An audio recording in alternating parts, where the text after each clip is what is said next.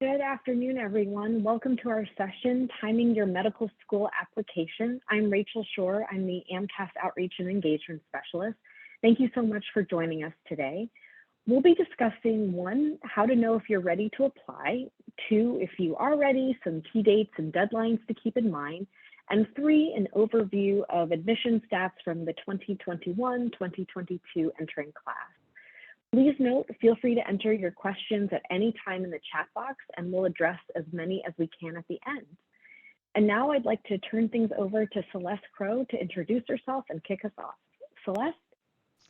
Thanks, Rachel. Hi, everybody. My name is Celeste Crow, and I'm Director of the Health Professions Advising Office at Appalachian State University, which is in Boone, North Carolina.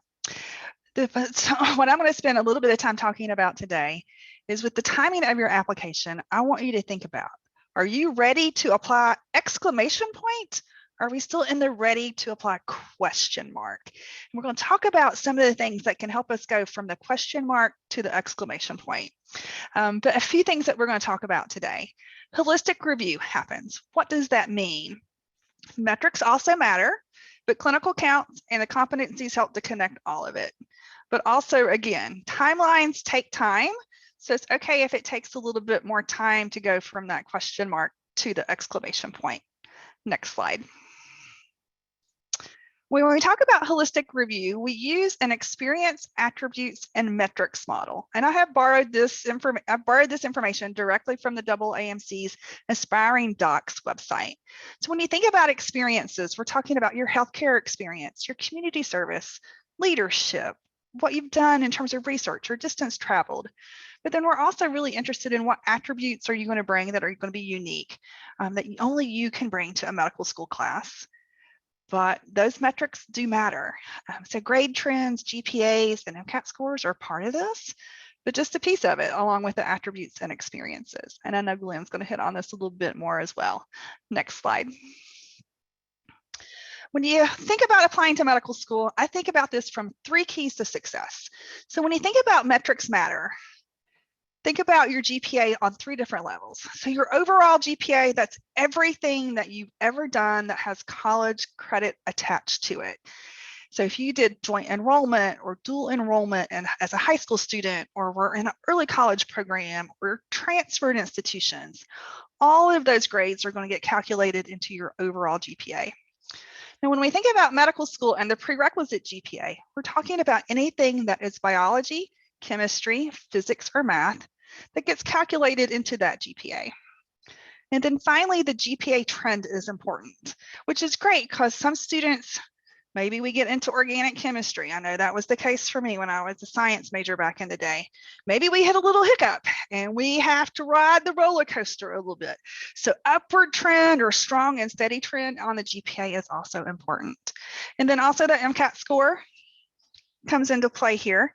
What I always like to tell my students is how well you take the test is indicative of how well you'll take other tests. And so the MCAT score is important for that, but that the GPA is the better predictor of success for medical school. Clinical counts from the perspective of, while it's not required, it's very much expected. You need to be able to answer why do you want to be a physician and have it backed up with some experience. But when I think about clinical, I talk about it from the umbrella perspective. So clinical can be shadowing, it can be observation, it can be volunteer or community service, or it can be employment. Now, the medical schools I work with regularly in North Carolina really value that direct hands-on patient contact type of clinical experience, but they also recognize the value of the volunteerism and the observation and shadowing. Competencies are things that can come from lots of different ways, but the way they connect to your application come through sciences, your thinking and reasoning competencies, things that happen interpersonally, but also intrapersonally. We're going to break that down in just a second on the next slide. Next slide, please. So what do competencies mean? So from a science perspective, we're talking about things you're learning from your coursework, your research experience from living systems and human behavior. When you think about the thinking and reasoning, critical reasoning, quantitative reasoning, your scientific inquiry, your written communication. These can come from a lot of your different coursework, but also other things that you're doing. And then I like to think about the interpersonal and intrapersonal competencies coming from those out of classroom type of activities, certainly from clinical experiences, but also things like clubs, organizations, community service, employment, things that are going to help you develop these competencies that indicate you've got the skill set outside of the academic piece to be a successful medical student and a future physician. Next slide. So when we think about applying to medical school, and we're going from the question mark to the exclamation point. So one of the things I would want you to think about is if you think you're about 2 years out from applying to medical school, is that you want to identify your desired matriculation date. When do you want to start?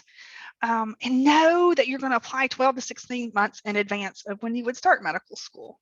So the group of students who are going to start medical school in July or August of this year all applied last summer. So you have to be ready a full 12 to 16 months in advance. It's never too early to begin researching programs of interest, finding out what schools you might want to apply to. And one of the best sources of information to get a lot of data quickly is the Medical Schools Requirement Guide, which is known as the MSAR. It's available from the AAMC. You can also get a wide variety of information from metrics to curriculum to student activities on school websites. And then you also want to start developing a plan to assess your competitiveness. Again, going from the question mark to the exclamation point. And so as a health professions advisor, I'm going to encourage you to be connected to your health professions advisors at your campuses. Now I realize that you may be a post-bac student or you might be an alumni, but still reach out to them and see if they are working with alumni students. My campus does, but I also know other programs do not. And through the National Association of Advisors of Health Professions, we offer a Find an Advisor program for students who do not have access on their campuses. So there's a way to get some support there. But there's also a great guide on the AAMC site, the Anatomy of an Applicant Guide, that can walk you through developing your competencies and what you need to continue to do to get yourself ready. Next slide. So applying to medical school, so a year to year and a half out from your desired matriculation date. So if you're hoping to be in school fall of 23, that's this window right now.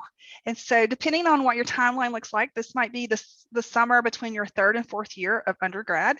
For some students, it might be after graduation if you're going to take a gap year or 2 or more. And just so know that about a year to year and a half is where I like to say the rubber hits the road. Like you've really got to determine, do you have that question mark or do you have that exclamation point? And so this is a good time to be looking at the holistic review check-in. So what experiences, attributes, and metrics do you currently have? This would be the key window to be thinking about the MCAT if you haven't already taken it as well. So picking out that date, scheduling exam, setting up your study plan. And it would also be the time to start getting familiar with AMCAS. And AMCAS is the centralized application service for allopathic medical schools. And for example, we know that it's going to open in about 2 weeks for the upcoming class. Next slide, please. And then the year that you're in the medical school application process, and it is what I like to say, it's hurry up and wait. There's something happens, you're going to have a need to get some information in. You're going to have to release it out into the universe and trust that you've done what you need to do in that step. And then you're going to have to wait for someone else to do something with your application. That may be for AMCAS to verify your coursework to get that information released to your medical schools, or it might be the file review that's going to get you to a secondary application or an interview request. This is also going to be the window of time that you want to be preparing for interviews, and know that we know virtual interviewing is going to remain pretty consistent opportunities for our schools. And then also we know this is the window of time where you can be accepting admissions offers. Or you may have to prepare for reapplication. And so what I want to say here is that delay does not mean denied. And so if you don't have success in the initial application, know that you always have the opportunity to prepare for reapplication and strengthen your application to have success in a future application. Now I'm going to turn things over to Glenn, and he's going to talk a little bit more about it from his side of the aisle, which is the admissions side. Les, thank you. And so excited to hear what you had to say. We did meet before this, but when we put the two stories together, we reinforced, I think, over and over what we wanted to kind of communicate here. So yeah, I'm Glenn Fogarty. I'm lucky enough to be the Associate Dean of Admissions and Recruitment here at the University of Arizona College of Medicine, Phoenix. If you guys aren't out west, there's actually two medical schools with the University of Arizona, one in Tucson, about 100 miles south of us, and then us up in here in Phoenix, like I said, 100 miles north. I'm also assistant professor. I am the co-block director, so I teach the very first course in medical school, and then I direct the MD MBA. So what does that really mean? It means the school keeps us busy, that's for sure. And what I want to try and cover, like I said, a lot of things that Celeste said, I think we're singing the same tunes, which is perfect. When you hear from what we're talking about advisor-wise, and then what we're talking about, I think that works out extremely well for both of us and for you as you prepare for this. So I'm going to share a couple ideas too, and how do you have to look at a career in medicine and see if it's right for you, the very steps that you go through in the admissions process, and give you a couple of tools today to start building out your personal statement and actually starting to see if you are ready for medical school. I loved how Celeste was going, that exclamation or question mark. And then I'm going to take you a little bit behind our school, a little bit, and share how we go through our admission decision process, which again, it'll reinforce exactly what Celeste was just saying. So if you want to go to the next slide. So starting points, you heard some of these issues, but again, go right to the AAMC, and kudos to all of you that are attending today. You're already officially doing your homework. I was telling the team before we started, I got 9 people on the floor below us right now answering all your questions in this virtual fair, which is fantastic. So if you don't know about our medical school, certainly come say hi to us later on. We're gonna have a whole team down there. They're busy eating pizza right now. It's lunchtime for us, so but they're still answering your questions. But like I said, the AAMC, great place to start. Starting here today. The aspiring docs, there's fact sheets, inspiring stories, videos, ask the experts. All that information is there. The official guide to medical school admissions. If you're ready for it, it's 132 pages. You could get into that. And then Celeste brought up the MSAR, the medical school admissions requirements. There is a cost to get involved with it. There is a ways to get that fee waived as well. But a great tool just to get a snapshot of all the medical schools that are across the country. We want you to find the friends. We want you to find the mentors. You can't be shy when you're seeking out medical school and trying to have this kind of path. You have to be very comfortable talking to patients someday. So you should get comfortable right now articulating who you are and where you want to go. Your undergraduate faculty and college advisors, just like Celeste. We're on 2 different parts of the country, but like I said, we're singing the same tune, which is fantastic. And your nearest medical school. There is so many programs and opportunities we have here right in Phoenix for our own local people to learn more about our medical school, learn about medical school in general, and see if it's right fit for them. So head to the next slide. So the admissions process. When you're applying, as you guys know, you got the AMCAT application. You're going to put out your demographic information. You're going to put in a personal statement, which we're going to talk about in a little bit, your official transcript, your letters recommendation, the supplemental application. So after you do the national application, you will get invited to a supplemental. One thing I want to tell you right there, when you get those secondary applications, take your time in replying to them. You've done the national, and now you're really customizing yourself to that medical school. So when you get that supplemental application, like I said, take your time and really think about, go to their websites, comb through and see what they're really talking about, what's important to them, and then try and do those matches together for you. I think it extremely helps us get a better picture of how we see you as a fit for our medical school. And then the interview. When you do get that interview, different schools do it different ways, see how they do it, and then practice, practice, practice. It will help you. Hit next. As you're getting accepted, it's not inexpensive going to medical school, that is for sure. On average, school candidates are applying to 18 medical schools across the country. I've heard as crazy as in the 30s and 40s. And then I also get mad when someone says they only apply to 4 medical schools. I think you do need to put your swath out there. 50,000 applications, 20,000 seats. So you got to keep that in consideration as well. Get feedback, multiple trusted sources. I talked about the slide before, the mentors, the friends, the advisors, the faculty, people that have gone to medical school, people that are in medical school. There is so many resources for you. Get that feedback. Do not try and walk this path yourself. As you're applying, continue to pursue and get those clinical experiences as a volunteer. As Celeste was saying, you're going to be applying at a certain time frame, really in the spring, but you got that whole next year. And as she kind of mentioned right as it closed, which I appreciate her saying that, it is competitive to get into medical school. A third of our class, we do a class of 120, a third every year are reapplicants. And we actually value the reapplicant. We look at that as a positive because it shows your drive, determination, grit. So do not think if you don't get in that first time that we're closing the door at you. It just might be that you just need a little bit more experience, a little more exposure, a little more time. And that gap year, another one we could talk about 68%, 2/3 of our class have taken a gap year. So if that exclamation versus the question mark, isn't truly a question mark and it's not there, it's a question mark still, we do not mind you taking that year, go and get those more experiences and being prepared to apply to medical school. And then, getting accepted, being able to explain your interest in medicine. What is your elevator pitch? When you're talking about why medicine, we'll talk about that when we're taking your personal statement, but you should be very easily be able in 30 seconds describe why you want to go to medical school and why you want to be a physician. So start thinking about that tonight. It's a tool you can utilize as you're starting to work through this process. The next slide, or next slide, next hit. Yeah, there you go.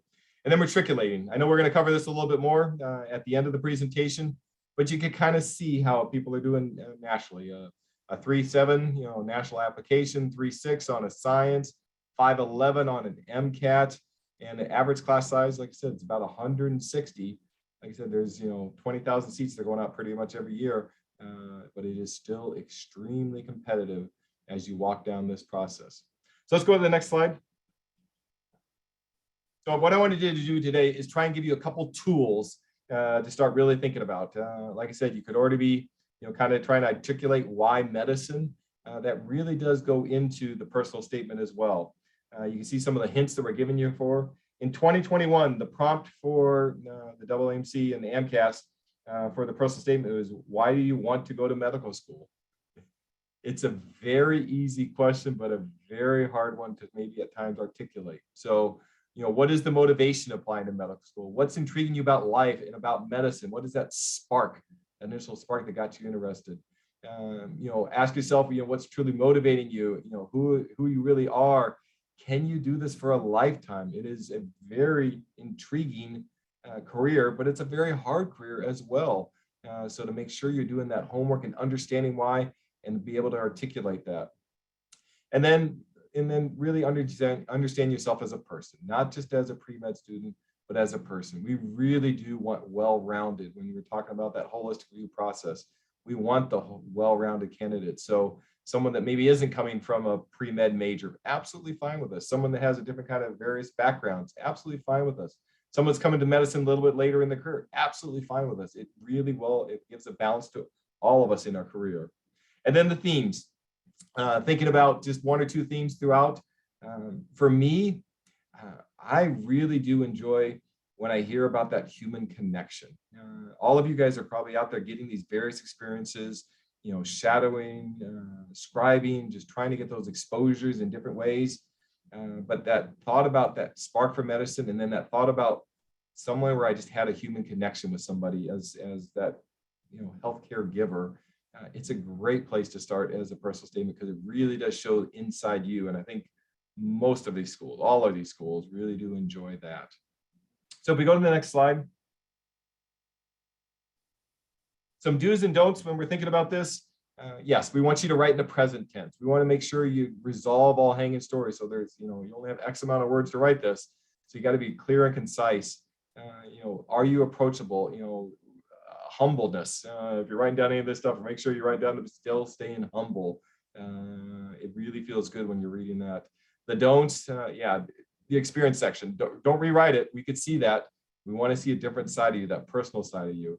Don't need the whole story, one or two things that you're articulating, and then asking for feedback. All those different resources that we gave you, seek those out.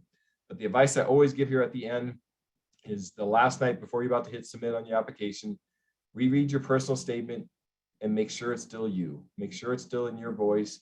Make sure you just trust yourself. That imposter syndrome is so large and you want to trust all these other sources, but we want to know you more than anything. So just make sure you trust yourself. Next slide. So we talked about this, the holistic review process. I got just 2 slides left. The metrics, the attributes, and the experiences. It truly is a flexible way to assess who you are. And if you see that kind of center of the circle, that's what we're trying to seek. And if you go to the last slide, I'll share with you exactly what I share with our admissions committee as we go through this admissions process. So if you want to hit enter one more time. Thank you. So here it is again, the holistic review process, the metrics. And Celeste identified this the same thing, that we just want to know academically you could get through medical school. That's what the MCAT, that's what those GPAs, that's what the post-bac work is, individual other tests. All we want to know is you're successful. And yes, a strong MCAT score can mean that you could get through the step 1 and step 2, those next standardized tests, but it doesn't tell the whole picture. Like I said, the individual GPAs, individual coursework, we're taking one snapshot there, but it's not the whole snapshot. The next one, the experiences, for us, we have learning specialists. So you're assigned a learning specialist when you come into our medical school, and they've told me in the past, the people that are able to balance it all are the ones that are most successful in medical school. So on this AMCAT application, you are given it right here, these core competencies. So tonight, here's another thing you could do. On the MCAT application, you have 15 experiences you get to list. They're either going to be clinical, research, leadership, that community involvement, or the extracurricular activity. Now, when you think of extracurricular, you might want to put like a 1 next to that. It's not the most important, but we just want to know you know how to release stress. And so then that really leaves you 14 other areas you can start articulating on who you are and what you've done to get well prepared for medical school. So like I said, tonight, you could start answering these all questions and start listing these out and know where you might need to go get a little bit more research, a little bit more leadership, or more getting clinical exposure. It helps a great deal. Now, and then as I close out, as we talk about metrics, as we talk about experiences, for us, our admissions committee spends most of the time on the attributes. To us, I call it the secret sauce, but every medical school has certain things that they're looking for. And for us, we try and identify these 16 core attributes, which we list right on our website. So again, when you're combing websites, you could see right there who we are and what we're seeking in our candidates. So you got to identify your secondary to pretty much who we are as well. And then maybe we'll see that fit. I highlighted 2 of them because I've been here almost 6 years. And this is what I always talk about with the admissions committee. I love, and we love, anybody that has this servant leadership. And that is somebody that has this professional will, but they got that professional drive. It's just something that is inside them. And then an altruistic person is just a selfless giver. Now, if you think about those 2 as you're kind of mulling over this the next couple days, weeks, as you prepare for medical school, those are 2 great attributes to have for any medical school. Anybody that is truly a servant leader will be seeking that out. And someone that's just a selfless giver is something we're going to be seeking out. So these are just things to keep in the back of your mind, certain attributes, personal statement, why medicine, all these things can help you kind of get prepared for medical school. But we're going to share some facts with you real quick so you get some better understanding on this overall pool. And then we'll come back to you with some questions and answers. So with that, I'll pass it along. Hey everyone, I am Brianna Gunter. I am a senior database or senior research analyst at the AAMC, and I maintain the applicants for medical school data in our data warehouse. So I'm going to share with you a quick snapshot of the entering class for last year. We had over 62,000 applicants last year, which is a massive increase of almost 18% from the prior year. We don't expect that kind of increase again this year, but that's a huge increase. And of those 62,000, 22,666 matriculated. That's just under a 40% acceptance rate. So to reiterate what the other panelists have said, is a very competitive application process. And some other statistics on the entering class, the age range from 16 to 55 years old. There has been a majority women for the past couple of years entering medical school. There's also a majority of women applying to medical school. The number of underrepresented in medicine is about 42 or 24% for the entering class. That underrepresented in medicine includes anybody who identified as American Indian, Alaskan Native, Black or African American, Hispanic or Latino, and Native Hawaiian or Pacific Islander in combination with any other race. 17% identified as disadvantaged, and about 12% applied using their FAP benefits on their AMCAS application. Next slide. Okay, here's just more statistics. Some of these were reported on a previous slide, but there was the average GPA, undergraduate GPA, this is total GPA, was 3.74 and a 511.8 average MCAT score. And for the experiences section, I just pulled out 3 that we usually see a lot of matriculants having experience in. So about 94% reported community service experiences, and 86% reported lab experiences, and another 83% reported physician shadowing or clinical observation experiences. So next slide. So to transition to some tools that are available on the AAMC website that show data, one way to help you understand more of what the application process, what the pool looks like. So one of those is the facts tables. This can be found at aamc.org/facts, or from the main AAMC website, you can click on data and reports, and there's a whole slew of different data resources available, including facts. But this is the main screen for the applicants and matriculant data. We also have MD, PhD applicant and matriculant data if you're interested in that. We have enrollment, graduate, and ARIS data also available. So I am going to walk you through 3 tables that I think are maybe helpful for you when getting an idea of what schools to apply to. Next slide. So the first table I'm going to share with you is table A1. And this one displays applications and matriculants by school. This one is important, I think, because you can get a sense of the number of applications each school receives. As Glenn said, this is very competitive. So you can see what schools get a ton of applications. You can also see the number of matriculants to each school. And it might be particularly interesting to look at the in-state and out-of-state percentages for matriculants. There are a handful of schools that accept a very small amount of out-of-state. So if you're looking at a school that is out-of-state, that doesn't accept many out-of-state, it may be more competitive, and that's something you may want to look into or spend more time researching. Next slide. Okay. And this is table A23. This is always everybody's favorite table to look up. And this is the MCAT and GPA grid for applicants and acceptees. And we combine data for the past 3 years. What this table shows is the acceptance rates based on grouped MCAT scores and grouped GPA. So to read this, for example, you can say, and there were 6,127 applicants with a GPA greater than 3.79 and a total MCAT score between 502 and 505.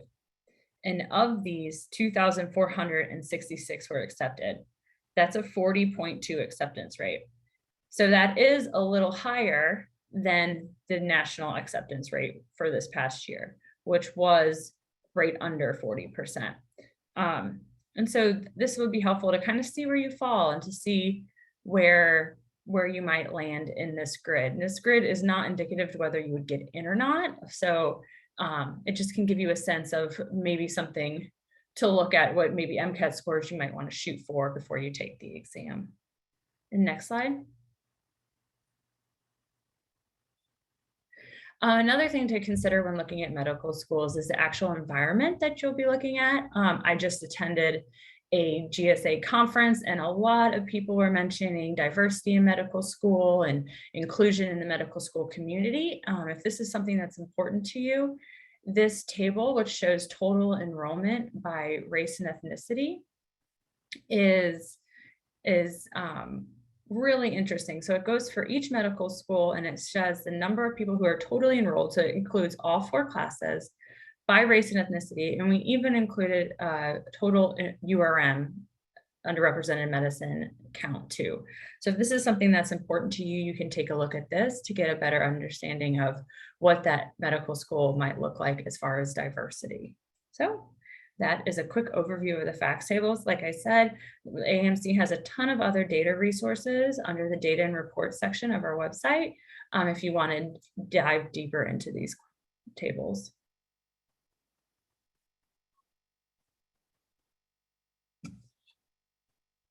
Thank you so much to all of our panelists. We'll now take as many questions as we can from the Q&A. If you haven't had a chance to submit your questions yet, please do that in the Q&A. But to start us off, the first question is, what advice do you have for obtaining letters of recommendation for non-traditional students that have been out of school for a few years and majored in a non-science degree?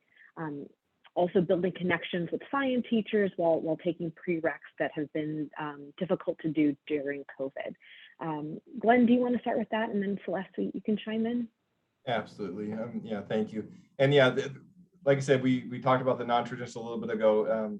Yes, if you are been out of school for a few years and trying to get a letter of recommendation from someone that's been, a ways back, it is difficult. We want letters of recommendation from people that know you. And for our school, we put on our application that we highly recommend a clinical letter recommendation. Hint to all you guys, if you see highly recommend, that's about as close to as required as you can have. So my admissions community always says that. So, hopefully you're getting some experience out there in a clinical environment. It doesn't need to be the top person over a department. We want you to get the letter rec from somebody that knows you and knows the work. So if you're working with a nurse practitioner doing overnight shifts, that would come out extremely well for us. If you are taking some courses to try and get prepared for medical school, absolutely, as you're walking into that class, you could be talking to that faculty member and saying, hey, I might be needing a letter of recommendation from you because I'm a non-traditional type of candidate. 3 is probably a minimum of letters that you need. Mostly just find it from the people that know you, see what the actual schools are asking. And then, like I said, if you do need to go back a few years, have a conversation with that faculty member. And even if it is, I've seen letters where it's like, I haven't seen this student for 6 years, but we're able to connect up. I've been so impressed with what they did. And I do remember them back when we were working. I mean, it was a great letter. So don't be afraid to go back to those people that you really did have a bond with in that undergraduate institution. And Celeste, you want to add anything to that? I will, just with what Glenn was saying, I think it's important to first check and see what schools require for the programs that you're interested in. A number of the feeder schools that we work with real heavily in North Carolina require science faculty letters from that you had been in class with. So if it's been a while, just always encourage my alumni to reach out to the faculty member to try to schedule a time for conversation, give a chance to do an update of what you've been doing, remind them about what your connection had been and the time that you were with that particular faculty member, and then ask if they're comfortable providing a letter of recommendation. Generally speaking, I like to tell students to think about your letters from a holistic standpoint because you're going to be evaluated holistically. So what combination of academic, clinical, and then competency-based letters can you collect in terms of telling the full story about who you are as an applicant?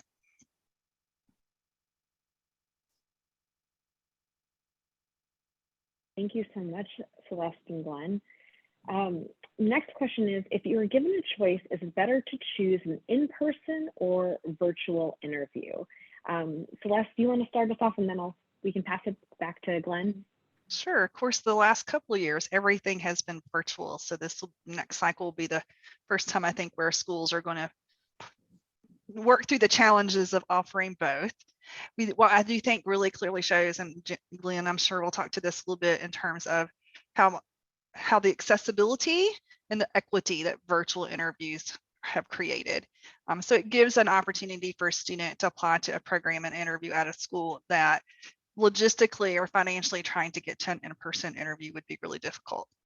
So I think it depends a little bit on the type of person you are as well. Some people feel like they need to be in a space to really get a feel of whether or not that's going to be a school or program that may be a good fit for you. And if that's the case, you might want to try to figure out how to make the in-person interview happen if it works with your schedule. But what I would say is that you should feel comfortable choosing whichever option's better for you. That one option versus the other is not going to be an advantage or a disadvantage in the process, from what I'm hearing from my admissions teams. Yeah, and great question. Yeah, we were only one of a handful of schools this year that did the on-campus interviews.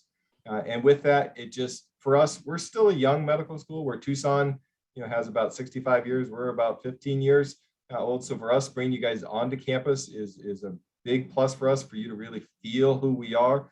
We have a certain culture that we want to identify. So we, on purpose, are wanting to bring you to campus. But with that, we did, just like Celeste was mentioning, it's not equitable and not everybody's able to do that. So we had 2 virtual sessions this year, so people could opt for that. And then we hid it from the admissions committee. So they did not know if someone came to campus or were virtual, just to be fair to candidates all across the country. We're still going to do that again next year. We're going to bring everybody to campus that we can. We just think that's the best way for us to articulate our message to you.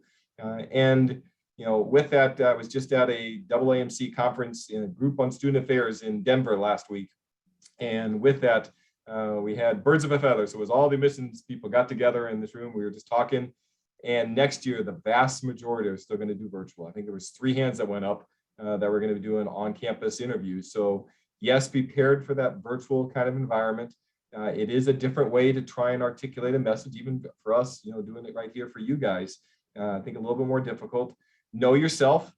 If you are one that has an opportunity to go to campus and that's the best way for you to put your foot forward, absolutely dive in there, get there, show who you are. If it is where you have to virtual environment, which I think the majority of the interviews will be next year, practice again.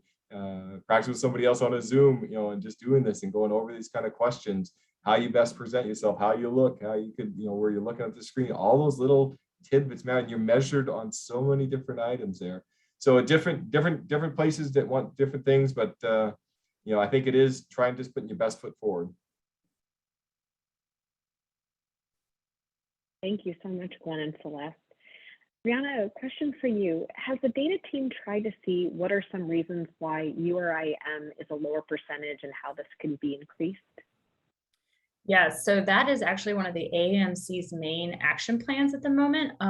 Last year, the AAMC rolled out a series of action plans, and number 4 is increase significantly the number of diverse medical school applicants and matriculants. So we have an entire team across the AAMC dedicated to this right now. Unfortunately, there's not an easy answer. And so we're looking into everything from community college experience to pipeline issues and trying to figure out where we can jump in to help this change, and also how we can better support our schools through things like a holistic review. I do expect more things to be coming out about diversity of applicants and matriculants in the next year or 2. I know there's already a couple of manuscripts and papers underway looking into this. And I'll jump in there too, because Rachel, our host, and I are working on a project right now, and it's the disadvantage question. And it's taken us a couple of years to rewrite that question, but to better articulate that question to help you guys all put your best foot forward in that kind of regard. And I'll promise you, across the country, every medical school wants to diversify their classes even more because we want to be a better reflection of our communities. So as you think about that, there is research done that just shows that people are just more patients or more comfortable seeing somebody from their same race or ethnicity. We see that, we know that, so we're all working on that. And for us, it's really all of us, the pipeline efforts that we're trying to do to get everybody as competitive as possible, as exposed as possible to medicine, to try and get you guys prepared to apply for medical school will help as well. So I think it is a across the board effort. Hopefully it will make a difference in all the efforts that we're making. Mm-hmm. And then just to reiterate that what we're seeing in diversity in medical school applications and enrollment is not incredibly different from what we're seeing in undergraduate institutions as well. So it is, I hate saying it, but it is a pipeline issue when it comes to when you look at the whole picture of it. It's work being done, which is fantastic. So, Mhm. that's good news. Thanks, Brianna, and thanks, Glenn. Another question, and maybe starting with Celeste and then pass it over to you, Glenn. What advice do you have for figuring out which medical school is right for you? Great question. And so we have schools that are very specific to mission in North Carolina. So one of the things I always encourage students to take a look at is to really spend some time on school websites initially, taking a look at the information that's there. Mission information is also shared in the MSAR through the AAMC, so you can get some information there. But taking advantage of virtual fairs, open houses, talking to alumni that are at those institutions or graduates from those institutions, just to learn a little bit more about the culture and the community and those programs to help you determine what the mission fit is and whether or not that school may be a good fit for you. And I'll just jump in there. Celeste is spot on in what she's saying there. A lot of people, as you get to medical school, also consider being closer to home. That is a big draw, as it is a heavy lift going through medical school, where you ultimately want to serve. So already thinking that next step of a residency program or where you want to live. It certainly doesn't mean you can't go to medical school or be from Arizona, go to medical school out east and come back residency program here. That absolutely happens. But starting to build those networks is certainly a consideration. How competitive you are, overall application. I mean, for us in Arizona, we get 800 applications from Arizona. We get 2,000 from California. So we're always trying to figure out the California, candidates. And it makes sense because they're right next door and it's so many medical schools, so many people. And I think there's only a dozen medical schools there. So it's very competitive for them. And like Celeste is saying, I mean, like I said, the websites, I think, tell a fantastic story. We're each kind of saying who we are and who we want to be. And so, like I said, with us, you'll see the clinical exposure. So if you're really strong in that clinical kind of experiences, that's the type of physician we want. Some people will really let you know that they're research heavy or really involved in, the family medicine, internal medicine kind of fields, primary care, type of fields. So trying to understand who you are and then what that matches is absolutely important. And then I think some geography takes into consideration as well. Thank you both. I'm going to combine two questions that both touch on experiences. So can you share some more about what defines a clinical experience, and are medical schools still valuing virtual shadowing experiences? So Glenn, do you want to start, and then Celeste can chime in? Yeah, absolutely. You start off with the second half on the virtual. Absolutely. I think it's still valued.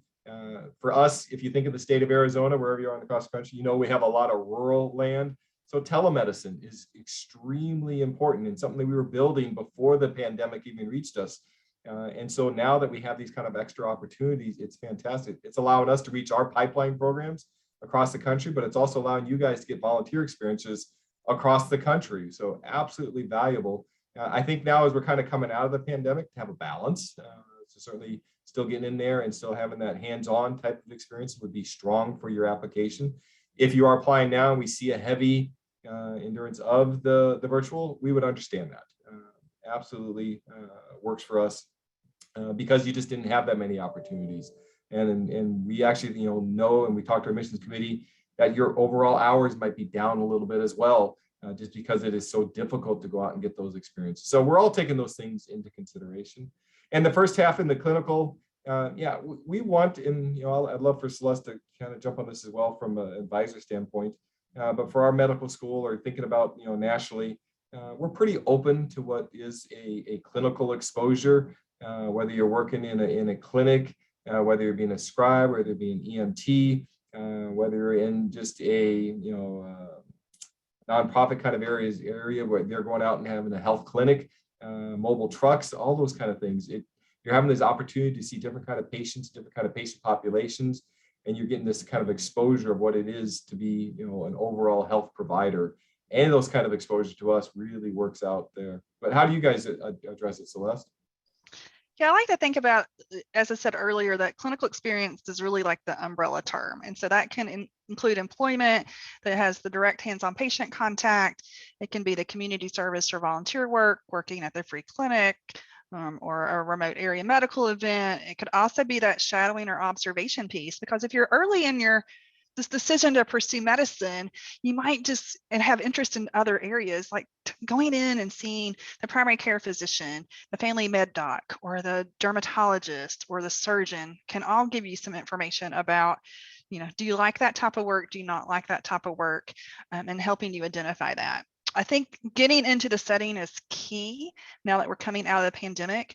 So you can take in that sensory information. Healthcare is a team sport, and it's not real glamorous. I mean, there are smells and sights and things that made me really quickly decide I did not want to be a physician when I was an undergrad. Like, I did not like that sort of stuff. And you need to get in there and find out, can you handle those sorts of things? So that would be something I would definitely encourage to think about there. That direct hands-on patient contact is so important. So if you have the opportunity to do an EMT course or a CNA course, phlebotomy, do scribing, something that gets you in the setting where you can really see, live it, breathe it, see it, that's just going to strengthen your ability to answer your why, and it's going to provide you a wealth of information that you can talk about in your application and in your interviews. Celeste, I would have loved you to be my advisor. You would have been so open and honest. It would have been great. Yes, I echo that. Thank you, Celeste and Glenn. Celeste, I'm going to start this question with you. Do you have any advice for those who might be having a rough time getting started with putting together their personal statement, if they have too many ideas or feeling overwhelmed by the process and trying to perfect the personal statement? Right. Yeah. Personal statements. Like I always tell students, your personal statement is the one place in your application where your truest sense of your personality gets to come through in that application. So you do, I mean, there's a lot of pressure to get that right. And so if you're having trouble with it, I would say start with a brain dump of different things that you can put, that you might want to put in your personal statement. When you might want to just do some free writing, thinking about like, why do you want to be medicine, and what are the stories you want to tell to support that. I also utilized, it's several years old, but it was a blog post, and it's called Tough Love from Your Med School Dean. And it really talks about how you need to provide depth of information in your personal statement, which means you have to get a little bit more specific, and you have to choose to talk about fewer things so you can provide that depth. It's not a rehash of your resume. It's not a rehash of that experiences section that's on your application. It's an opportunity to go a little bit deeper. So you might have a chance to talk about 2 or 3 things, maybe 4 if you can be really clear and concise. But it's a chance to where to tell your story and talk about those things that impact you. But that blog post is great. So Tough Love from a Med School Dean. Look it up. It's still out there. Yeah, for me, nothing to add. I think it's great. We could jump on to the next question. Thank you.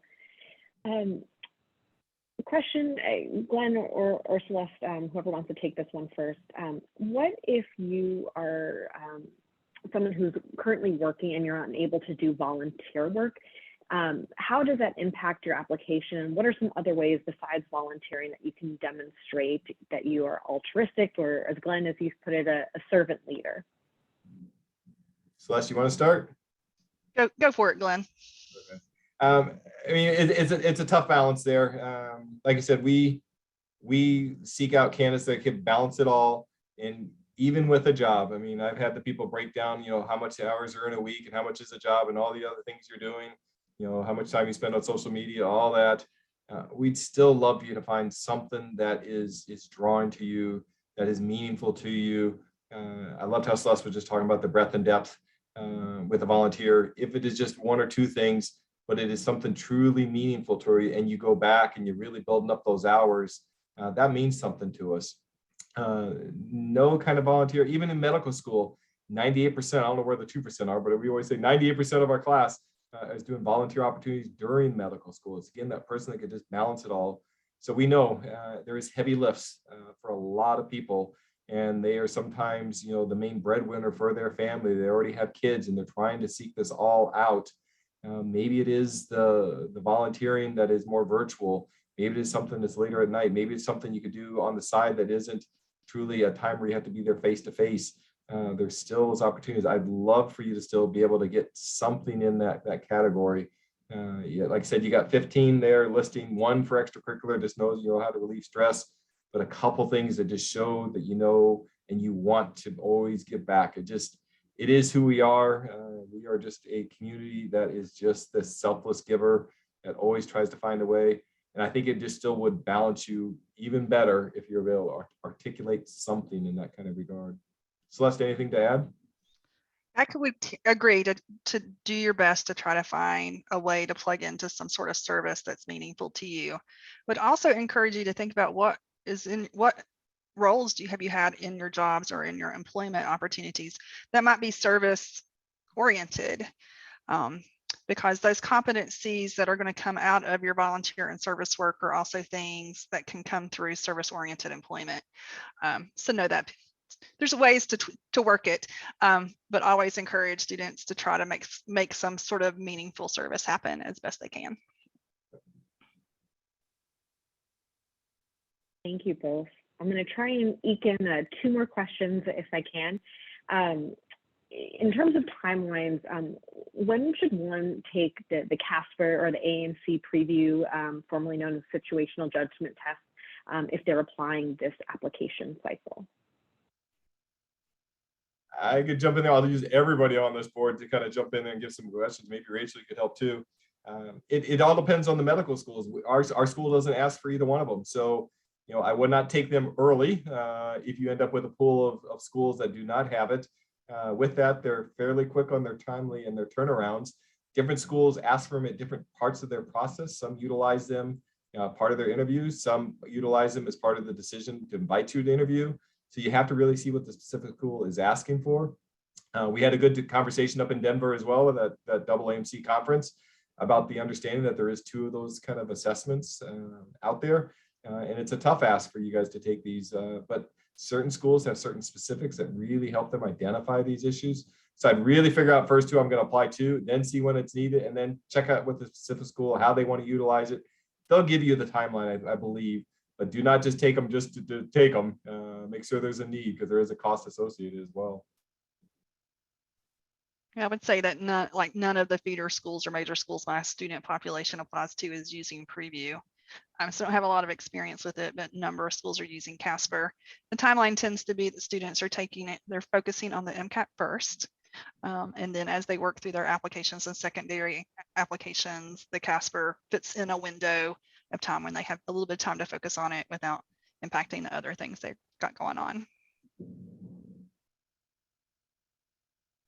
Thank you both. All right, I think this is the time just for the last question. When medical schools review applications, how much time do they spend looking at an application? What makes someone stop looking at it or keep looking at an application? Glenn, if you could share your secret sauce perspective and anything that you can add to Celeste, it would be great. Yeah, thank you. I want to take the stress off there, guys. As you apply, you have this cycle that you're open, that you could be submitting your material. It's then reviewed by the AAMC. None of us get the medical school applications till near the end of June. And for us, we open up on a Friday and we come back on a Monday. We have 3,000 applications already in the pipeline. How do we go through those processes? Certainly, we're all going through different ways of going through this process and reviewing. Absolutely, your different schools go through different ways of screening and reviewing. There's certain metrics that you have to be meeting. Certainly, you could know that before you apply to those medical schools. A lot of time is those spent on these applications, and a lot of people get involved. When it's all said and done, before we make a decision on your medical school application, 35 people would have touched your application before a decision was made. So to me, that says a lot of people involved, a lot of reading has gone on. I can't articulate into hours. I think there's different processes and different paths as you go through the screenings phase. to make sure you're meeting those core requirements and metrics.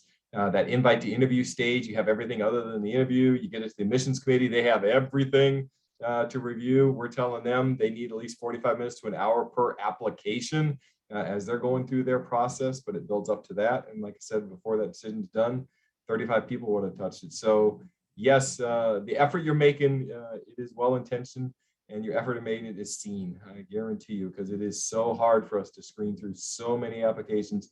Us 600, 6,500 applications for 120 seats, absolutely crazy. I know we miss on great candidates every year. That's why we want that persistence to drive.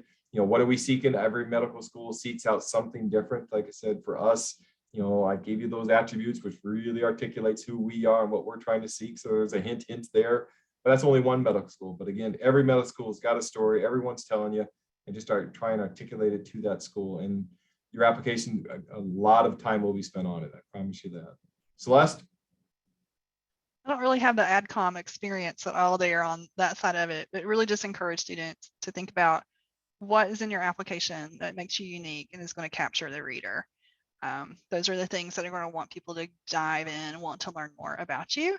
So to spend that time really crafting your personal statement, your experiences in your application, and working on those secondary essays.